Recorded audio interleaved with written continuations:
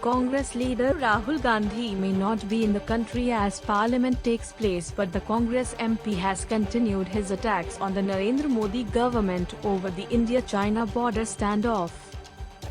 Gandhi listed out a chronology of events leading up to the statement made by the Ministry of Home Affairs on Wednesday that said, no infiltration has been reported along the India-China border during last 6 months.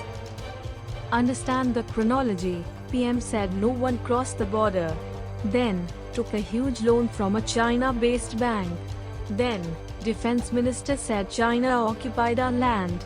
Now, MOS. Home says there's no infiltration. The Wayanad MP tweeted, is the Modi government with the Indian army or with China? Modi ji, why so scared? Mr. Gandhi tweeted. Post the clash between Indian and Chinese forces in June, Prime Minister Modi had said, neither has anyone intruded into our territory nor taken over any post. According to international news agency, around that same time the government took out a $750 million loan from the Beijing-backed Asian Infrastructure Investment Bank, AIIB, in June. The money was to help India battle the coronavirus pandemic. The Ministry of Home Affairs on Wednesday informed Parliament that there has been no Chinese infiltration in the last 6 months.